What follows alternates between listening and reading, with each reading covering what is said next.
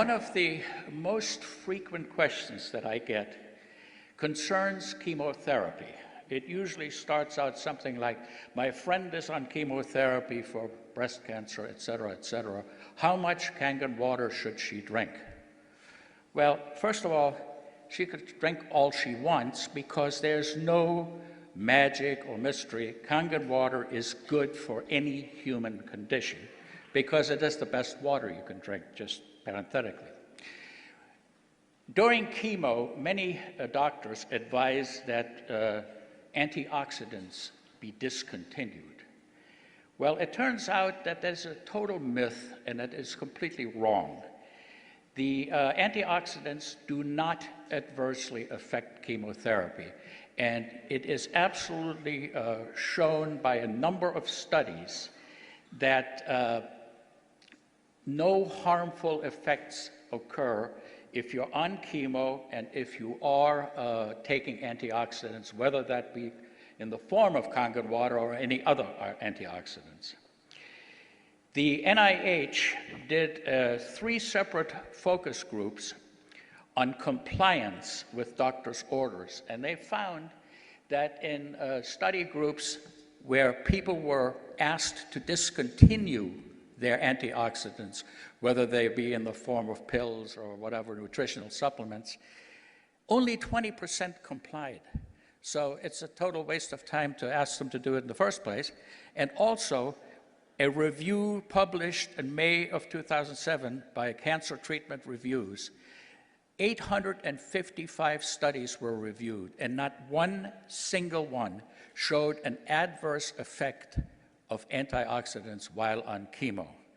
And so basically that chapter is closed. If prospective clients and so on ask you about that, you can say unequivocally, antioxidants are good whether you're on chemo or not. Now, what about benefits of Kangen water in patients who are undergoing chemotherapy? Are there any? Well, let me say that they are actually quite huge, and I do that based on personal experience.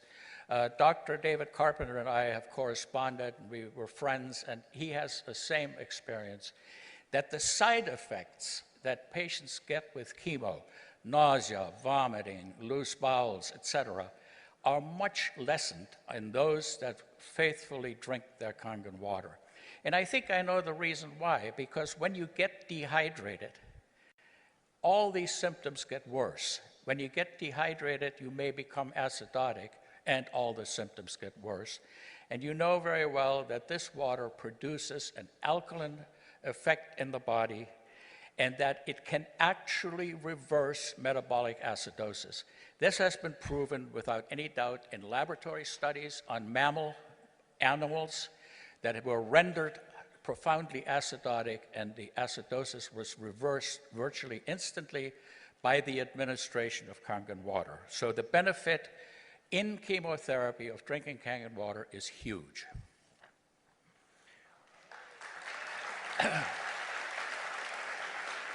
Now, what about radiation therapy? It is being used widely throughout the country for certain types of breast cancer. It's used for other different tumors, and of course, it produces side effects, and the side effects are usually burns. They're worse in fair-skinned people. There's nothing more, heart-wrenching to see. We get some fair-skinned Celtic person, snow-white skin, and the burns are very, very nasty. The ingestion of the Kangen water helps healing, and the topical administration of 11.5 pH water, say you take a towel or something like that, wet it very well, lay it onto the skin for 15 minutes twice a day, especially right after the radiation treatment, and it is an amazing effect that this has on ameliorating these types of symptoms, and I highly recommend it. And by the way, you don't need FDA approval for that. Water has been used to treat burns since antiquity. We know it puts out the fire.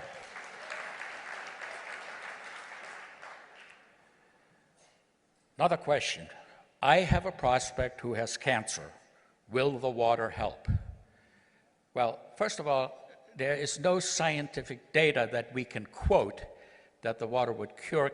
However, because the product promotes wellness, because the product gives us good hydration, and good hydration makes people feel better, people with cancer should drink all they possibly can because it will make them feel better about themselves and also improve their sense of well-being, which is, as far as I'm concerned, the best thing that you can do when you have a miserable disease. Now, here's another question, and this has been battered around a number of times and asked in different forms, which is the following. Can you become too alkaline by drinking too much Kangen water? And the answer is absolutely no way. Our bodies have a very, very efficient mechanism of dealing with acid. And there are two pathways, one through the lungs and the other through the... Now, organ transplants. That's a frequent question.